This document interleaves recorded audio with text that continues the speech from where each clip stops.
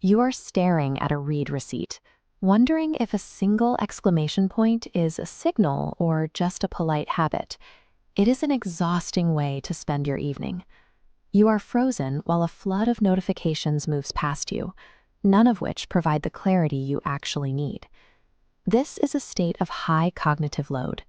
You are analyzing response times and punctuation, but your level of certainty isn't actually moving. Standard advice tells you to use scripted text replies to manufacture interest, but these scripts rarely survive the friction of real-world interaction. Digital communication is low fidelity. It allows people to curate their personality, which makes it a poor metric for judging how someone actually feels. To find better data, we have to look at attraction as a set of behavioral inputs and measurable outcomes. This chart shows the relationship between how hard you have to work to see a signal and how much you can actually trust it. Looking at texting patterns falls into this bottom left corner. It's easy, but it provides almost no reliable information about someone's intent. Shifting your focus requires patience. You have to stop looking for instant answers on your phone and start observing physical patterns. We are moving toward the top right of the chart, behavioral baseline shifts. These take longer to spot, but they are much harder to fake. True intent is rarely found in what someone types. It's found in the involuntary shifts in how they act when you are in the room. The first place to look is a group setting, where social attention is divided among several people at once. Watch what happens during a sudden unifying moment, like the precise second the whole group laughs at a joke.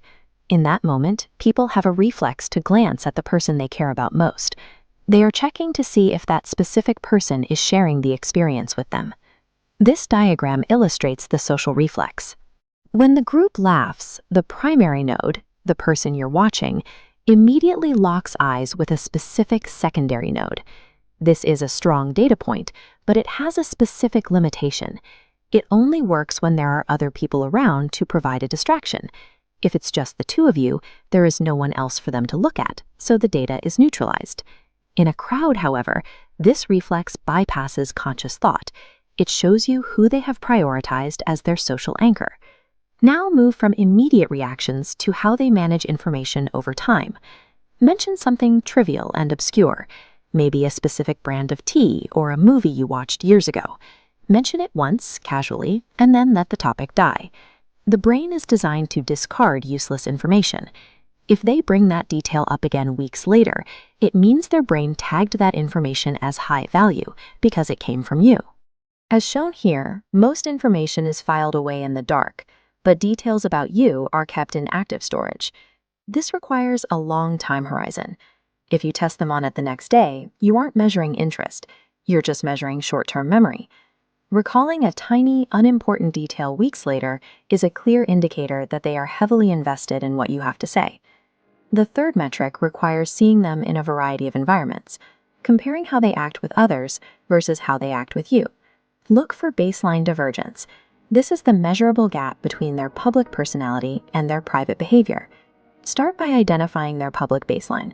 Are they usually the loudest person in the room? Are they high energy and confident with everyone else? This graph compares those two states. The top line represents their usual social energy, while the bottom line shows the shift when you are the focus. If a confident person becomes quiet when talking to you, that gap represents a physiological response to your presence.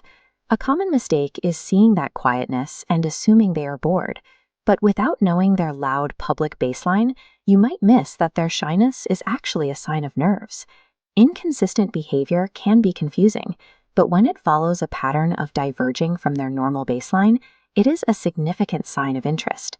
Once you have gathered this data, you have to decide if the probability of success is high enough to justify making a move. Use this checklist to summarize your observations. First, confirm you've stopped relying on texts as primary evidence. Second, verify a consistent behavior shift across two different social settings.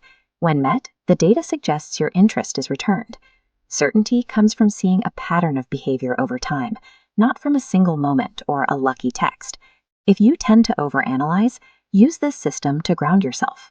If these physical signs aren't there after several weeks, it is a strong signal to stop investing energy here. For those who are risk-averse, This framework provides a buffer. Seeing these signals in the real world significantly reduces the chance of an awkward misunderstanding.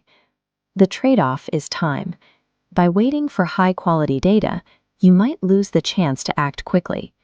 You have to decide if that's a risk you're willing to take. At some point, you must finally move past the observation phase, trust the data you have gathered, and confidently take a step forward. Stop looking for answers on your screen. Start looking for the shifts in behavior that happen right in front of you.